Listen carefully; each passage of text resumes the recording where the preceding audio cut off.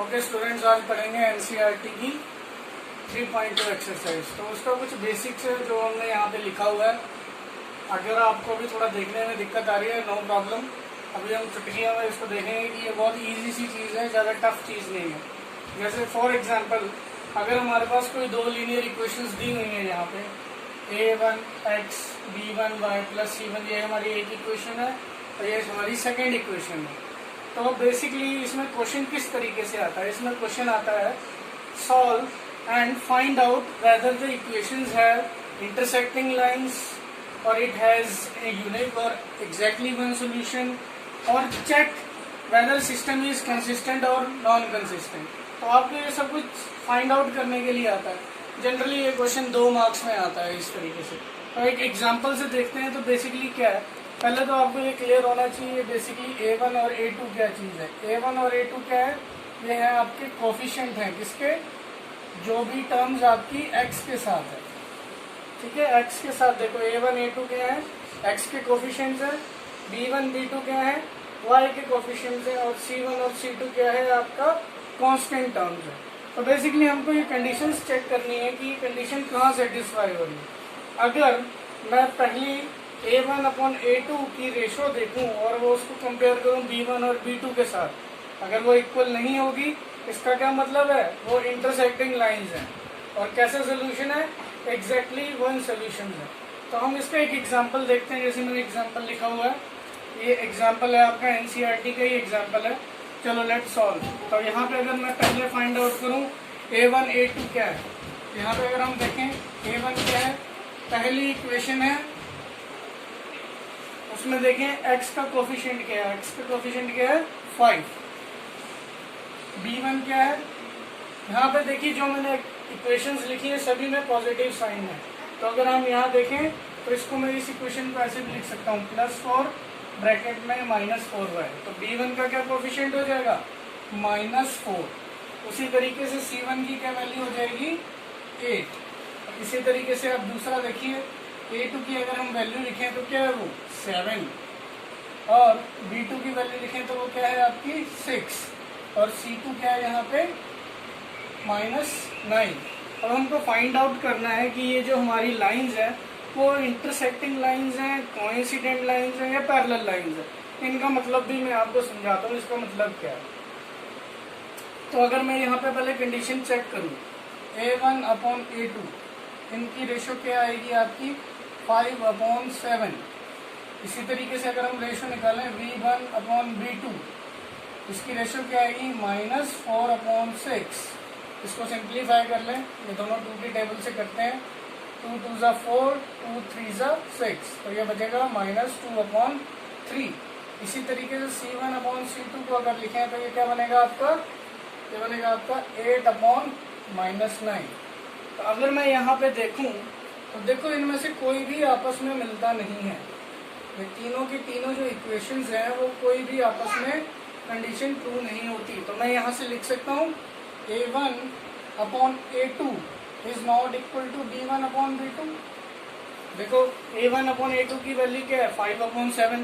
क्या ये बराबर है -2/3 के? नहीं, ये बिल्कुल भी बराबर नहीं है। तो हम क्या बोलेंगे? ये कैसी लाइंस हैं? ये आपकी इंटरसेक्टिंग लाइंस हैं। और जब भी कोई इंटरसेक्टिंग लाइंस होंगी तो सिर्फ उनका एक ही सोल्यूशन होगा, ठीक है। इसीलिए यहाँ पे लिखा मैंने यूनिक और एग्जैक्टली वन सोल्यूशन। यूनिक का मतलब होता है one of its kind, only one of its kind, ठीक है। तो अब हम चेक करेंगे कि इंटरसेक्टिंग लाइंस है। मैं आपको एक ग्राफिकली भी करके दिखाऊंगा। तो बेसिकली अभी तक हमने क्या फाइंड आउट कर लिया? यहाँ पे हमारी जो कंडीशन बनी है a1/a2 b1/b2 के बराबर नहीं है। मैंने बोला ये है इंटरसेक्टिंग लाइंस। ये कंडीशन मैंने जो टेबल बनाया था वहाँ पे लिखा था। कैसी लाइंस हैं? Intersecting lines. यह भी आपको प्रूव करके दिखाएंगे कैसे। अब इससे आपका ग्राफिकल एक जो एक्सरसाइज 3.1 है वो ग्राफिकल रिप्रेजेंटेशन है वो भी कंप्लीट हो जाती है, ठीक है। अभी हम शुरू करते हैं। अब सबसे पहले मेरे को इसको ग्राफिकली सॉल्व करना है। तो हम क्या करेंगे? बहुत सिंपल सा है। आप एक टेबल बनाओ, उसमें x और y रखो। हम इसको वन बाय वन एक इक्वेशन कंसीडर करेंगे। अभी मैंने कौन सी इक्वेशन कंसीडर करी है, मैंने फर्स्ट इक्वेशन को सॉल्व करना शुरू किया है यहाँ पे, ठीक है। तो सिंपल से है, अब आपकी इक्वेशन है, हम क्या करेंगे, एक बार x की जगह 0 रखेंगे और दूसरी बार y की जगह 0 रखेंगे। और हम अब इसमें क्या करते हैं, मेरे पास इक्वेशन है 5x minus 4y plus 8 equal to 0। अब मैं पहली कंडीशन पे जाता हूँ। पहली कंडीशन क्या है आपकी, x को 0 करेंगे। हम क्या करते हैं यहाँ पे, पुट x इक्वल टू 0। अब इस इक्वेशन में अगर आप x को 0 रखेंगे तो क्या कंडीशन होगी, देखिए 5 into 0 minus 4y plus 8 equal to 0। तो 5 इंटू 0 क्या होता है, एनीथिंग मल्टीप्लाइड विद 0 इज 0, ये बनेगा minus 4y plus 8 equal to 0। तो अब हम क्या करते हैं, वेरिएबल की टर्म एक साइड रखते हैं और कांस्टेंट दूसरी साइड ले जाते हैं। तो ये क्या बनेगा, minus 4y is equal to minus 8, ठीक है। क्योंकि दोनों साइड माइनस है तो माइनस माइनस आपस में क्या हो जाएंगे, कैंसल आउट हो जाएंगे। और आगे इसको सॉल्व करें तो y की वैल्यू क्या हो जाएगी, 8/4। तो अगर इसको काटें 4 2 तो y की वैल्यू क्या आ जाएगी, 2। It means when x is 0 तो मेरी y की जो वैल्यू आ रही है वो क्या वैल्यू आ रही है, 2 आ रही है, ठीक है। इसी तरीके से हमारा केस 1 था, जब हमने किसको रखा था, x को 0 रखा था। अभी हम क्या करते हैं, y को 0 रखते हैं। ये हम लिखते हैं यहाँ पे केस 2। अब इसकी इक्वेशन में हम क्या करेंगे, पुट y इक्वल टू 0। अब मैंने y को 0 रखना, देखें जरा हमारी इक्वेशन क्या बनेगी। मेरी इक्वेशन है 5x minus 4y plus 8 equal to 0। Now put the value of y in this equation, that is 0। तो 4 इंटू 0 क्या होगा, 0।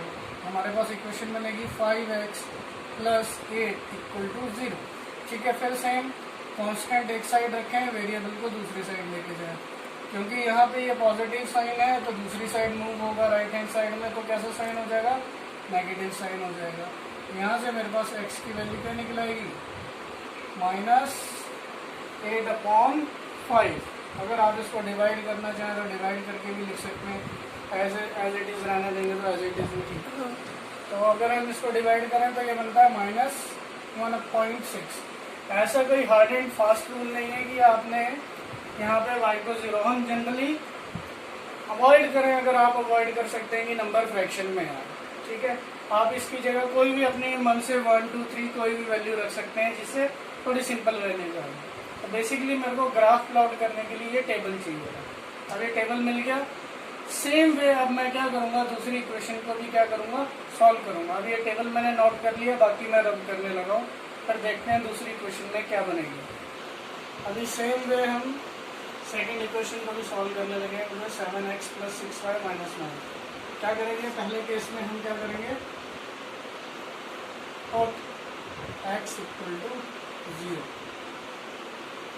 यहाँ पे हम एक बार x को 0 रखते हैं, एक बार y को 0 रखते हैं। चलो अगर हम x को 0 रखेंगे तो इक्वेशन क्या बनेगी, चलो इक्वेशन लिख लेते हैं 7x plus 6y minus 9 equal to 0। अगर मैं x की जगह 0 रखूँगा मेरे पास इक्वेशन बनेगी 6y minus 9 equal to 0। 7 into 0 0, ठीक है। 6y minus 9 equal to 0। 9 को दूसरी साइड ले जाएं, राइट हैंड साइड, तो मेरा 6y इक्वल टू 9। तो y की वैल्यू क्या निकलेगी यहाँ से, 9/6। देखिए दोनों 3 के टेबल में आता है, 3 3 3 2 ये बनेगा 3/2।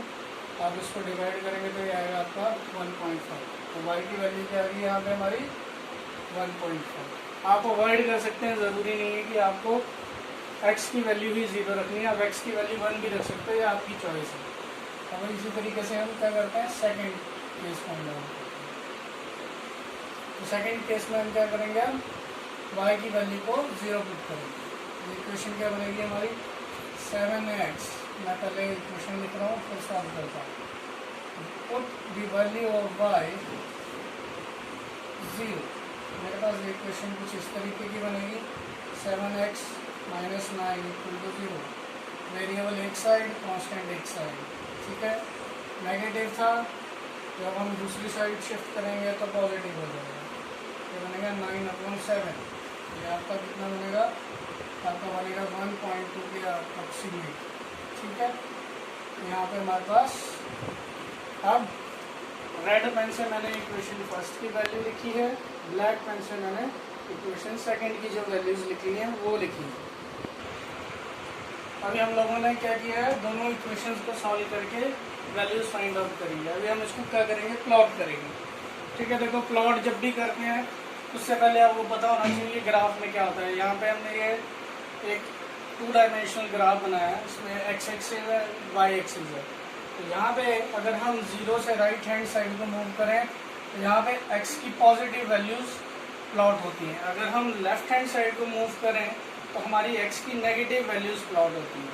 और अगर हम ऊपर वाली साइड जाएं 0 से तो वो हमारा पॉजिटिव y की वैल्यूज प्लॉट होती हैं। अगर हम नीचे जाएं तो हमारी नेगेटिव y की वैल्यूज प्लॉट होती हैं। और बहुत से स्टूडेंट्स को दिक्कत आती है कि हम प्लॉट कैसे करते हैं। तो बहुत सिंपल है, जब भी आप प्लॉट करें तो हमेशा पहले किसको रेफरेंस लेके चलते हैं, हम x को रेफरेंस लेके चलते हैं। जैसे फॉर एग्जांपल मेरे पास पहली 2 वैल्यूज हैं, अगर हम यहाँ से देखें हमारे पास 2 वैल्यू हैं 0 और 2। तो सबसे पहले मैं क्या देखूंगा, x की वैल्यू 0 कहाँ है। तो देखो x की वैल्यू यहाँ पे 0 है। ये एक ऐसा पॉइंट है जहाँ पे x भी 0 होता है और y भी 0 होता है, इसको हम बोलते हैं ओरिजिन। तो हम सबसे पहले फाइंड आउट करते हैं x की वैल्यू 0 कहाँ है। अब यहाँ पे आपकी x की वैल्यू 0 है। अब सबसे पहले आपने 0 वैल्यू देखी है, अब आपने इसको रेफरेंस रख के y की वैल्यू देखनी है। तो हम देखिए यहाँ पे हमारा पॉजिटिव y, क्योंकि y मेरी क्या है +2 है यहाँ पे, तो हमारी जो +2 की वैल्यू आएगी वो यहाँ पे प्लॉट होगी, ये वाला पॉइंट होगा। तो मैं यहाँ पे इसको लिखता हूँ ऐसे हमेशा 0,2।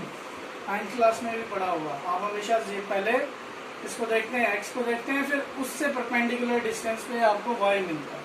ठीक है, इसी तरीके से नेक्स्ट मेरी जो वैल्यू है वो है -1.6। तो वो अप्रॉक्सीमेटली कहाँ आएगी, यहाँ पे होगी। तो मैं यहाँ भी जाऊँगा पहले, ये मेरी क्या वैल्यू आई -1.6। ठीक है, और y की क्या वैल्यू है 0। अब देखो y की वैल्यू 0 कहाँ होगी, सिर्फ x एक्सिस पे हमेशा y 0 होता है, y एक्सिस पे हमेशा x 0 होता है। तो ये जो मेरा कोऑर्डिनेट होगा, ये कोऑर्डिनेट क्या हो जाएगा आपका, ये हो जाएगा -1.6, 0, क्योंकि 0 हमेशा याद रखना है कि x के ऊपर y की वैल्यू हमेशा 0 होती है और y के ऊपर x की वैल्यू हमेशा 0 होती है। ठीक है, कुछ नहीं, अब आपने सिंपल सी एक लाइन ज्वाइन कर देनी है। ये मैं अगर इसको ऐसे पर ज्वाइन करूँगा तो कुछ इस तरीके की लाइन रहेगी। तो बेसिकली ये मेरी पहली इक्वेशन होगी लाइन, जो मेरी पहली इक्वेशन थी, ये वो लाइन हमने क्या कर दी, ड्रॉ कर दी है। यहाँ पे मैंने नाम लिख दिया ऊपर 5x - 4y + 8 = 0। अभी सिमिलरली हम क्या करेंगे, दूसरी लाइन को प्लॉट करेंगे। तो सेम है, पहले हम देखेंगे x की वैल्यू कितनी है, x की वैल्यू 0 है और y की वैल्यू कितनी है 1.5। 0 1.5 अप्रॉक्सीमेटली इधर बीच में आएगा कहीं। तो ये जो मेरा पॉइंट हो जाएगा, ये पॉइंट क्या हो जाएगा आपका 0 1.5, राइट। इसीलिए मैंने x और y लिया। तो इसमें एक सिंपल सी चीज़ है, दोनों 2 लाइंस आएंगी तो दोनों ग्राफ्स आपके एक बार x 0 होगा, एक बार y 0 होगा। ठीक है, अब दूसरी वैल्यू है हमारी 1.2 और 0। तो मैं देखूँ यहाँ पे 1.2 कैसा पॉजिटिव है, तो 1.2 अप्रॉक्सीमेटली यहाँ पे होगा। और y की वैल्यू 0 कहाँ पे होती है, x एक्सिस पे होती है। तो यहाँ पे ये पॉइंट आ जाएगा आपका 1.2, 0। ठीक है, अब इन दोनों पॉइंट्स को ज्वाइन कर दो और एक्सटेंड कर दो। तो हम इसको ऐसे एक्सटेंड करेंगे तो ये मेरी इक्वेशन बन जाएगी सेकेंड वाली, जो क्या थी 7x + 6y - 9। अब ये बेसिकली ग्राफ नहीं है, अगर ग्राफ पेपर होता तो आप अगर इसको प्रोजेक्ट करते जाएंगे, जैसे इधर x की मैं 2.5 लूँगा तो ये वैल्यू वहीं पे मीट करेगी जो y का आंसर आएगा। ठीक है, तो यहाँ से हमको एक चीज़ पता लगी है, देखो दोनों इक्वेशंस हमने ड्रॉ करी हैं। ठीक है, तो हमने देखा कि ये दोनों लाइंस जो हैं वो क्या हो रही हैं, सिर्फ एक पॉइंट पे मीट कर रही हैं। कहाँ पे मीट कर रही हैं, तो यहाँ पे कहीं पे मीट करेंगी, इस पॉइंट पे। तो इसका क्या मतलब है, इसका मतलब है ये कैसी लाइंस है, ये आपकी इंटरसेक्टिंग लाइंस है। कैसी लाइंस है, इंटरसेक्टिंग लाइंस है। पहली चीज यहाँ को हमको क्या पता लगती है कि कैसी लाइंस है, ये इंटरसेक्टिंग लाइंस है, और ये लाइंस सिर्फ और सिर्फ एक ही जगह पे मिलेंगी, आपस में एक ही जगह पे मीट होंगी। देखो इस पॉइंट के अलावा ये दोनों लाइंस कहीं पे भी नहीं मिलेंगी, इसीलिए हम इसको क्या बोलते हैं, जो इसका सोल्यूशन आएगा वो होगा आपका यूनिक सोल्यूशन। ठीक है, क्योंकि हमारे को एक सोल्यूशन मिल रहा है तो हम इसको क्या बोलेंगे, कैसा है, कैसी लाइन है, ये आपकी है कंसिस्टेंट पेयर ऑफ लाइंस। ठीक है, जहां पे आपको सॉल्यूशन मिलता है वो हमेशा सिस्टम कैसा होता है, वो सिस्टम आपका होता है कंसिस्टेंट। तो हमेशा याद क्या रखेंगे, जब भी इंटरसेक्टिंग लाइंस होंगी तो क्या कंडीशन होगी, ये कंडीशन होगी A1/A2 is not equal to B/B1/B2। आपने कोफिशिएंट्स को कंपेयर करना है, वो बराबर नहीं होंगे, तो आप आंखें देख के बंद करके बोल सकते हैं कि ये यूनिक सॉल्यूशन होगा और ये इंटरसेक्टिंग लाइंस होंगी और इनका सॉल्यूशन कैसा होगा, कंसिस्टेंट पेयर ऑफ लाइंस होंगी। तो आप इसको नोट करना चाहते हैं, नोट कर लीजिए। नेक्स्ट वीडियो में हम देखते हैं कोइंसिडेंट लाइंस। और ये हमारे पास सेकंड इक्वेशन है। ठीक है, वैसे ही हमने A1 A2 B1 B2 और C1 C2 फाइंड आउट करना है। A वाली टर्म्स x की कोफिशिएंट, B वाली टर्म्स y के कोफिशिएंट और C वाली टर्म्स आपकी कांस्टेंट टर्म्स। चलो, और इनकी रेशियोज फाइंड आउट करेंगे। तो हम पहले लिख लेते हैं A1/A2। A1 की वैल्यू कितनी है यहाँ पे 9, तो मैंने लिखा 9/18। थोड़ा सिंप्लीफाई कर लो, देखो 9 1 जा 9, 9 2 जा 18, तो ये वैल्यू आ जाएगी हमारे पास कितनी 1/2। ठीक है, फिर इसी तरीके से B1/B2 की वैल्यू फाइंड आउट कर लो। B1 की वैल्यू कितनी है 3, B2 की वैल्यू कितनी है 6। फिर से इसको काटो, 3 1 जा 3, 3 2 जा 6, ये आ जाएगा 1/2। दोबारा से सेम C1/C2 की वैल्यू फाइंड आउट करो, ये कितनी है आपकी 12 डिवाइडेड बाय 24, 12 2 जा 24, तो ये क्या है यहाँ पे 1/2। तो यहाँ से मेरे पास एक कंडीशन मिल रही है, क्या कंडीशन मिल रही है, A1/A2 is equal to B1/B2 is equal to C1/C2। ये कंडीशन हमको यहाँ से क्लियरली मिल गई है। अब देखें ये कंडीशन मिलेगी तो ये बेसिकली जो इसका सॉल्यूशन होगा वो कैसा सॉल्यूशन होगा, अभी चेक करते हैं हम। तो हम वैसे ही क्या करेंगे, x एंड y की वैल्यू निकालेंगे दोबारा से। चलो, अगर हम पहली इक्वेशन लें, हमारी पहली इक्वेशन क्या है 9x + 3y is equal to 12। तो वही सेम आपने क्या करना है, यहाँ पे टेबल बना। तो यहाँ पे मेरे पास इक्वेशन बनेगी 9x + 3y + 12 कर दीजिए। चलो, राइट हैंड साइड पे नहीं लेके जाना है, सेम वही फंडा। एक बार आपने क्या करना है, x की वैल्यू को 0 रखना है। तो चलो पहले हम x की वैल्यू 0 रखते हैं, case 1। Put x equal to 0। तो इक्वेशन क्या बनेगी 9 × 0 + 3y + 12 equal to 0। Anything multiplied by 0 is 0। Then हमारे पास बचेगा 3y + 12 equal to 0। Now move 12 to the right hand side. यहाँ पे ये पॉजिटिव साइन है, तो जब राइट हैंड साइड पे जाएगा तो कैसे साइन हो जाएगा, negative sign. y is equal to, मैं फर्दर लिख सकता हूँ -12/3, 3 4 जा, तो y की value -4। When x equal to 0, y की वैल्यू कितनी आ गई हमारी -4। नाउ सेकेंड केस, अब हम क्या करते हैं, y की वैल्यू को 0 रखते हैं। आप कोई भी दूसरी वैल्यूज भी रख सकते हैं, तो मेरे को ज़्यादा इजी लगता है ये, तो मैं y की वैल्यू को और x की वैल्यू को 0 रखता हूँ। Put y equal to 0 in this equation only. तो आपकी इक्वेशन है 9x + 3y + 12 is equal to 0। तो हमारे पास क्या सोल्यूशन मिलेगा यहाँ पे, 9x plus put y 0 in place of y, 12 equal to 0। Anything multiplied by 0 is 0। तो हमारे पास बचेगा 9x + 12 इक्वल टू 0। यहाँ पे हम देखेंगे कांस्टेंट टर्म एक साइड, वेरिएबल टर्म एक साइड, क्योंकि यहाँ पॉजिटिव है, राइट हैंड साइड में जाएगा तो नेगेटिव हो जाएगी। y की वैल्यू आ जाएगी -12/9। सिंप्लीफाई कर लो 3 के टेबल में, 3 3 × 9, 3 4 × 12, तो ये आएगा आपका x की वैल्यू -4/3।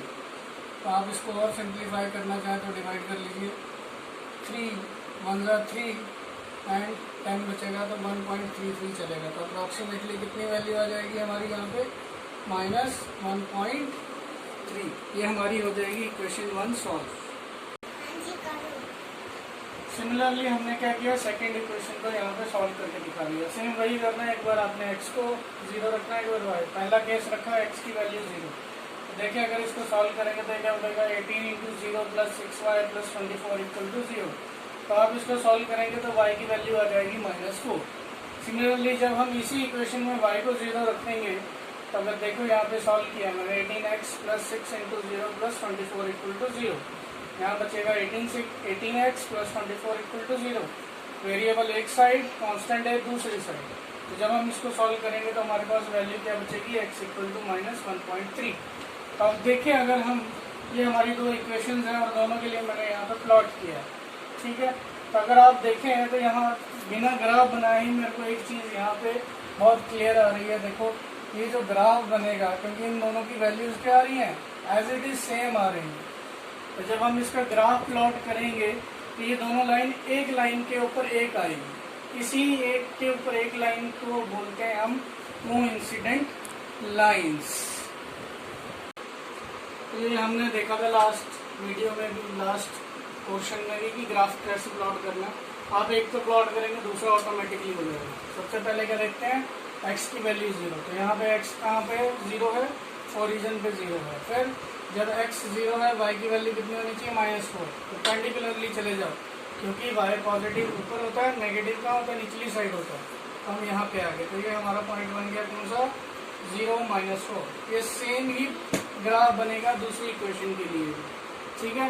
मैं इसी तरीके से सेकंड पोर्शन, x = -1.3 और y की वैल्यू कितनी आएगी, 0। तो हम पहले कहाँ जाते हैं, x में जाएंगे। तो -1.3 है तो लेफ्ट हैंड साइड में आएगा। ये 1 और -1 और 2 के बीच में कहीं पे होगा, मैंने अप्रॉक्सीमेटली यहाँ पे ड्रॉ किया, ठीक है। तो -1.3 और y की वैल्यू कितनी है, 0। मैंने आपको प्रीवियस भी बताया है कि जो x एक्सिस पे है y की वैल्यू क्या होती है, 0। तो ये यहाँ पे प्लॉट होगा, सेम ही वैल्यूज इसके लिए। तो जब हम दोनों लाइंस को ड्रॉ करेंगे तो यहाँ देखो, एक मैंने रेड लाइन बनाई और एक थोड़ी ऊपर ब्लैक से रिप्रेजेंटेशन करी है। इसका यह मतलब है कि ये दोनों लाइन एक लाइन के ऊपर दूसरी लाइन है, इस तरीके से अगर आप देखेंगे तो दोनों लाइन एक दूसरे के ऊपर है। तो ऐसी लाइंस को हम क्या बोलते हैं, ऐसी लाइंस को हम बोलते हैं कोइंसिडेंट लाइंस। क्योंकि अब जैसे हमने प्रीवियस एग्जाम्पल में देखा था कि जो हमारी लाइंस थी वो सिर्फ एक ही पॉइंट पे, जैसे हमने प्रीवियस वीडियो में देखा, प्रीवियस एग्जाम्पल में देखा था कि जो हमारी लाइंस थी वो सिर्फ एक ही पॉइंट पे मीट कर रही थी। लेकिन अगर हम यहाँ पे देखें, हम यहाँ देखें तो बेसिकली क्या है, हर एक पॉइंट पे ये दोनों लाइन मीट हो रही है। यहाँ पे भी मीट है, यहाँ पे भी मीट है, यहाँ पे भी, हर जगह क्या है, एक के ऊपर एक है। तो हर जगह क्या हो रही है, इंटरसेक्ट हो रही है। इसलिए हम इसको क्या बोलते हैं, इसमें कैसे सोल्यूशन है, इनफाइनाइट मैनी सॉल्यूशंस। क्योंकि इसके इंटरसेक्टिंग पॉइंट बहुत सारे हैं, तो इसका मतलब इसके बहुत सारे सॉल्यूशन हैं। क्योंकि इसके सॉल्यूशन हैं, तो मैंने जैसे आपको बताया है, जिस भी इक्वेशंस के सॉल्यूशन होते हैं वह कैसी लाइंस होती हैं, वह होती हैं कंसिस्टेंट पेयर ऑफ लाइंस होती हैं। तो हमको यहाँ से एक चीज़ क्लियर होनी चाहिए, ये 3 क्वेश्चन मैंने एक ही इसमें एग्जाम्पल में आपको क्लियर किए हैं कि अगर किसी भी 2 लाइंस में ये कंडीशन है तो क्या होता है, ये कंडीशन ट्रू होगी तो वो कोइंसिडेंट लाइंस होंगी, उसके बहुत सारे सॉल्यूशन होंगे। क्योंकि उसके बहुत सारे सॉल्यूशन होंगे तो कैसे पेयर ऑफ लाइंस होंगी, वो कंसिस्टेंट पेयर ऑफ लाइंस होंगी। थर्ड एग्जांपल लेते हैं। तो सबसे पहले तो यही करेंगे हम, A1, A2, B1, B2, C1, C2 की वैल्यूज निकालने। A1 वाली टर्म्स कौन सी होती है, जो x का कोफिशिएंट होता है, और बी वाली टर्म्स कौन सी होती हैं, जो वाई का कोफिशिएंट होता है, और जो सी वाली टर्म्स होती हैं कांस्टेंट होती हैं। तो यहाँ पे लिख लिया मैंने a1 की वैल्यू 6 है, b1 की वैल्यू -3, c1 की वैल्यू 10, जो मेरे को इक्वेशन 1 से मिली। इक्वेशन 2 से मिली a2, b2 एंड c2। ठीक है, अब सबसे पहले हम इनकी रेशियोज फाइंड आउट करेंगे। तो जब हम इसकी रेशियोज फाइंड आउट करेंगे तो यहाँ देखिए a1/a2 क्या होगा, a1 की वैल्यू 6 है, a2 की वैल्यू 2 है। तो ये अगर आप इसको थोड़ा सिंप्लीफाई करेंगे तो ये बचेगा 3/1, राइट। देन फिर b1 b2 की वैल्यू फाइंड आउट करेंगे तो ये -3 -1, माइनस से माइनस कैंसिल, बच जाएगा 3/1। देन c1/c2 लिखेंगे तो 10/9, इसको और सिंप्लीफाई नहीं कर सकते हैं। तो यहाँ से हम क्या भी कंडीशन लिख सकते हैं, a1/a2 बराबर है b1/b2 के, लेकिन ये दोनों बराबर नहीं है c1/c2 की रेशो। ठीक है, अब देखते हैं जब ऐसी कंडीशन होती है तो क्या सिचुएशन क्रिएट होती है। सबसे पहले हम वही करेंगे जो हमने पहले किया, हम ग्राफिकल प्लॉटिंग के लिए एक टेबल बनाएंगे x और y। एक बार x को 0 रखेंगे, एक बार y को 0 रखेंगे। अब मैंने यहाँ पे फर्स्ट इक्वेशन को सॉल्व कर रहे हैं। यहाँ पे हम तो फर्स्ट इक्वेशन में अगर हम x = 0 रखें तो ये इक्वेशन बनेगी 6 × 0 -3y + 10 = 0। 6 0 से मल्टीप्लाई होगा तो 0 हो जाएगा, तो हमारे पास बचेगा -3 + 10 = 0। तो सेम वही वेरिएबल एक साइड, कांस्टेंट एक साइड। तो ये -3y = -10, माइनस से माइनस कैंसिल आउट, y की वैल्यू आएगी 10/3। अगर आप इसको डिवाइड करेंगे तो देखें 3 3 × 9.3, ये 3.33 चलता रहेगा। आप इतना ही लिख लीजिए, काफ़ी है। y की वैल्यू क्या आ जाएगी 3.3। जब x की वैल्यू 0 है, y की वैल्यू आ गई 3.3, यहाँ पे लिख लिया मैंने टेबल में। सिमिलरली सेकेंड स्टेप, y की वैल्यू को 0 रखें। अब इसको सॉल्व करें। जब आप इसको सॉल्व करेंगे तो ये अप्रॉक्सीमेटली आएगी -2.6 के बराबर।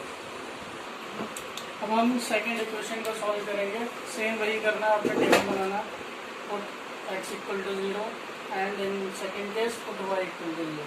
जब हम x को 0 पुट करेंगे तो ये बनेगा आपका 2 × 0 -5 + 9 = 0। सॉल्व करेंगे तो बनेगा -y, फिर कांस्टेंट टर्म को दूसरी साइड ले जाते हैं, बनेगा -9, माइनस माइनस कैंसिल हो जाएगा, y की वैल्यू 9 आ जाएगी। मीन्स व्हेन x = 0, y की वैल्यू 9 आई है। सिमिलरली हम सेकेंड केस में करेंगे, जब y की वैल्यू 0 है, इस इक्वेशन में पुट करेंगे और सॉल्व करेंगे तो हमारी x की वैल्यू आएगी -4.5। हम ग्राफ में क्या लिखेंगे, -4.5/0। अभी हमने क्या करना है, ग्राफ प्लॉट करना है और देखते हैं क्या कंडीशन बन रही है। तो ये रेड जो मैंने डोनेशन की है यहाँ पे, डिनोशन सॉरी, वो पहली इक्वेशन के लिए, और ब्लैक पेन से जो लिखा है वो सेकंड इक्वेशन के लिए। तो प्लॉट करते हैं। पहला क्या प्लॉट करना है आपने, x = 0, y की वैल्यू 3.3। पहले हम किसको देखते हैं, x कहाँ 0 है, यहाँ पे ओरिजिन में 0 है, और y की कितनी वैल्यू है 3.3। तो ये अप्रॉक्सीमेटली यहाँ पे कहीं पे बीच में आएगी, 3 और 4 के बीच में आएगी। ग्राफ पे काफ़ी क्लियरली आएगी। अभी बोर्ड पे बनाना थोड़ा सा टफ काम है यहाँ पे, चलो फिर भी देख लेते हैं। फिर सेकंड केस है, x की वैल्यू -2.6 और y की वैल्यू 0। और माइनस वाली टर्म है, तो ये माइनस वाली टर्म कहाँ होती है, x की लेफ्ट साइड। तो सेकंड वैल्यू है -2.6, तो माइनस है तो लेफ्ट हैंड साइड पे जाएंगे ओरिजिन से, क्योंकि ये -x होता है +x होता है, जैसे बताया आपको ऑलरेडी। तो ये -2.6 है, 2 और 3 के बीच में यहाँ पे कहीं पे होगा। ये हुआ -2.6। अब यहाँ पे देखेंगे y की वैल्यू क्या है, आपकी y की वैल्यू 0 है, तो x एक्सिस पे y 0 होता है, तो ये बनेगा आपका -2.6, 0। तो आप इन दोनों को ज्वाइन कर दीजिए तो आपको एक इक्वेशन मिल जाएगी। ये हमको पहली इक्वेशन मिली थी। क्या थी आपकी इक्वेशन, ये इस इक्वेशन की लाइन बन गई है हमारे यहाँ। अब हम सेकेंड वैल्यूज को प्लॉट करेंगे उसी तरीके से। पहली वैल्यू क्या है आपकी 0,9। तो 0 कहाँ होता है, x यहाँ पे 0, 9 यहाँ पे। ये जो पॉइंट होगा ये क्या होगा आपका 0,9। एंड सेकेंड पॉइंट क्या है हमारा, x की वैल्यू -4.5 और y की वैल्यू 0। 4.5 कहाँ होता है, x यहाँ पे कहीं होगा, और x एक्सिस पे 0 होता है। ये बनेगा आपका -4.5, 0। तो अगर हम इसको प्लॉट करेंगे ये मेरे से लाइन थोड़ी टेढ़ी सी बनी है, और बेसिकली ये जो लाइन है ये कैसी लाइन बनेगी, ये दोनों लाइंस आपस में पैरेलल लाइंस बनेंगी। और पैरेलल लाइंस की क्या कहानी होती है, पैरेलल लाइंस की ये बात होती है कि वो दोनों लाइंस कभी भी आपस में मीट नहीं करती हैं। तो ये बोर्ड पे इतनी परफेक्टली नहीं आई, लेकिन अगर आप ग्राफ पे इसको प्लॉट करेंगे तो ये लाइन एक दूसरे के पैरेलल चलेंगी और ये कभी भी आपस में नहीं मिलेंगी। तो यहाँ से हमको क्या क्लियर हुआ, पहली चीज़ हमको यहाँ से ये क्लियर हुई कि यहाँ ये जो लाइंस बनी है वो कैसी लाइंस बनेंगी, आपकी ग्राफिकली पैरेलल लाइंस। क्योंकि ये आपस में एक दूसरे से कभी भी मीट नहीं करेंगी तो उनका कोई भी सोल्यूशन नहीं आएगा। इस रीज़न से हम इसको क्या लिखते हैं, नो सॉल्यूशन। क्योंकि कोई सोल्यूशन नहीं है तो ये कैसी पेयर ऑफ लाइंस होंगी, ये आपकी होंगी इनकंसिस्टेंट पेयर ऑफ लाइंस। तो अगर हम एक्सरसाइज 3.2 की बात करें तो एक्सरसाइज 3.2 का यही मेन आप बोल लीजिए उसका जो जीवन है यही है। यही पूरी एक्सरसाइज में आपको इन्हीं तीन चीज़ों पे क्वेश्चन पूछे जाएंगे कि whether lines are parallel, intersecting और कोइंसिडेंट, और whether system has consistent solution और inconsistent solution, solve the lines graphically. ठीक है, तो यही सारे क्वेश्चंस इस पे बनते हैं, और जो मेरे को लगता है मैंने आपको 3 वीडियोस में काफ़ी अच्छी तरीके से एक्सप्लेन किए हैं। अगर इन केस आपको डाउट है तो please do comment on the video, तो हम आपकी हेल्प और कर सकते हैं। Thank you. Statements question students को काफ़ी दिक्कत होती है, लेकिन इतनी दिक्कत वाली चीज़ नहीं है इसमें, बहुत ईजी है ये। थोड़ी सी बस आपको इंग्लिश डिकोड करनी आनी चाहिए हल्की सी। चलो पहला क्वेश्चन देखते हैं। ये है 10 students of class 10th took part in mathematics quiz. If number of girls is 4 more than number of boys, find the number of boys and girls who took part in the quiz. Question बोल रहा है कि 10 बच्चे हैं class 10th के, उन्होंने एक mathematics quiz में पार्टिसिपेट किया। तो अगर उनमें नंबर ऑफ गर्ल्स जो हैं वो 4 ज़्यादा हैं कितने से, नंबर ऑफ बॉयज से, तो आपको फाइंड आउट करना है number of boys and girls. और लीनियर इक्वेशन में सबसे पहला फंडा तो एक याद रख लीजिए कि जो आपको पूछा गया है, जो फाइंड आउट करने को पूछा गया है, आपने क्या करना है, उसको आंखें बंद करके लेट कर लेना।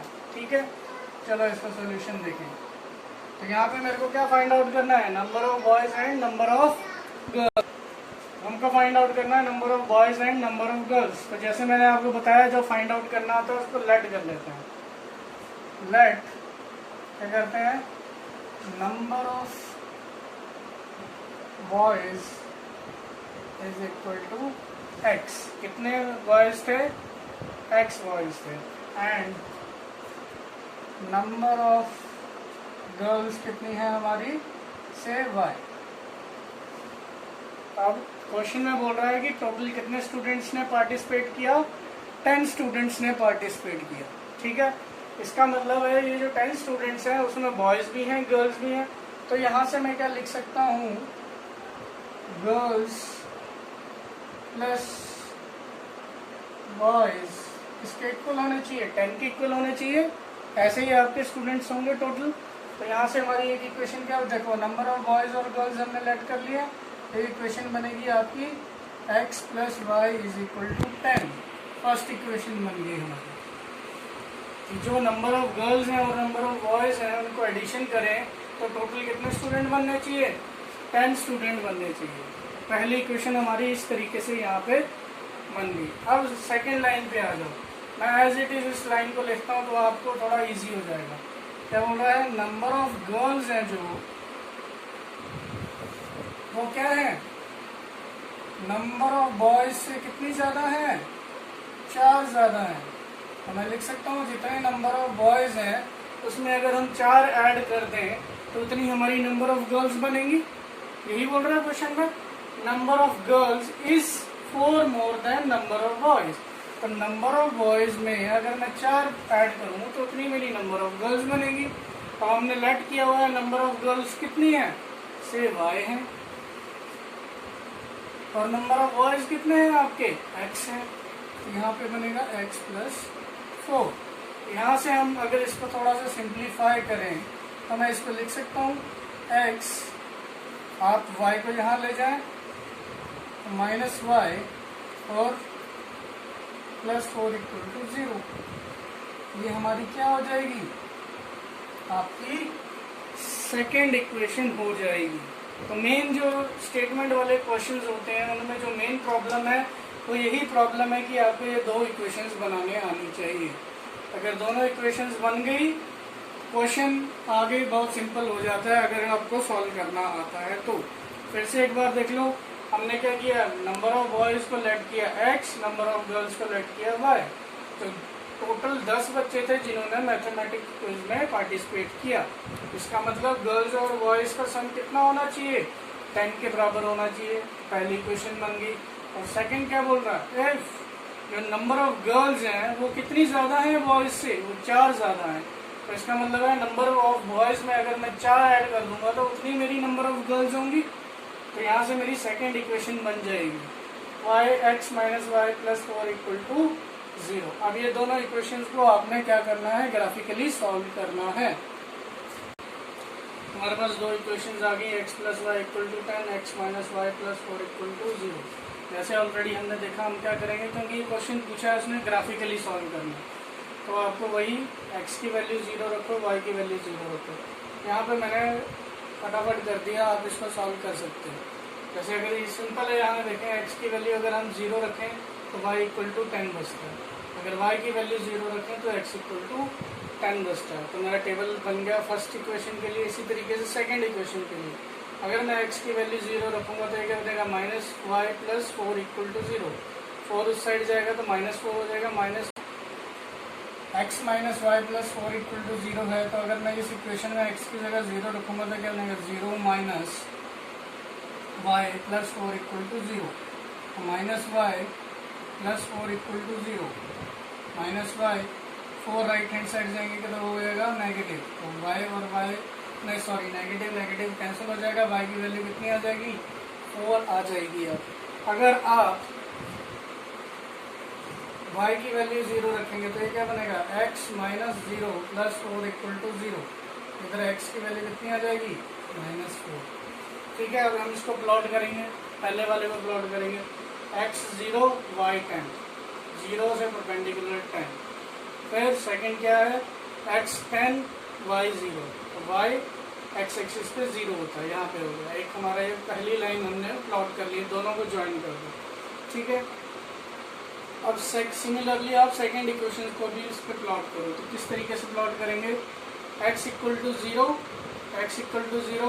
y = 4। तो यह 0 से आप परपेंडिकुलर चले जाएंगे तो 4। ठीक है, ये पॉइंट होगा। उसी तरीके से दूसरा पॉइंट है आपका x -4, तो आप -4 पे जाएंगे। फिर y = 0, तो x एक्सिस पे 0 होता है, तो ये पॉइंट यहाँ रहेगा। अब आप इन दोनों पॉइंट्स को कनेक्ट कर देंगे और एक लाइन ड्रॉ करेंगे। तो जब आप बोर्ड पे आपको ये क्लियरली नज़र नहीं आएगा, बेसिकली अगर आप ग्राफ पे इसको ज्वाइन करेंगे दोनों लाइंस को तो वो एक जगह पे मीट करेंगे। ठीक है, और इस मीटिंग पॉइंट पे आपने वैल्यूज कैसे चेक करनी है, इस मीटिंग पॉइंट से आपने एक परपेंडिकुलर बनाना है x एक्सिस पे और एक परपेंडिकुलर बनाना है y एक्सिस पे। तो आप देखेंगे कि ये वैल्यूज जो आएंगी वो आएंगी 3 और 7, मतलब x की वैल्यू आएगी 3 और y की वैल्यू आएगी 7। तो यही हमारा सोल्यूशन है। अब देखो x क्या था, हमने क्या लेट किया था, नंबर ऑफ बॉयज किसके बराबर है, x के बराबर। तो x की क्या वैल्यू आ जाएगी, यहाँ से 3 वैल्यू आ जाएगी। ठीक है, फिर इसी तरीके से y क्या चीज़ थी, नंबर ऑफ गर्ल्स, तो इधर से y की वैल्यू आ जाएगी 7। अब अगर आपको डाउट होगी ये मेरा सही है ये गलत है, तो आप क्या करो, दोनों इक्वेशन में इस वैल्यू को पुट करके देखो, आंसर आपका सेम आना चाहिए। जैसे अगर हम यहाँ रखें x की वैल्यू 3 और y की वैल्यू 7, तो 7 + 3 किसके बराबर होना चाहिए, 10 के बराबर। तो राइट एंड लेफ्ट साइड बराबर है, इसका मतलब सोल्यूशन हमारा ठीक है। उसी तरीके से अगर आप इसमें रखेंगे तो भी ये ट्रू होने चाहिए। देखो 3 - 7 कितना हो जाएगा, -4 + 4 किसके बराबर आना चाहिए, 0। तो -4 + 4 किसके बराबर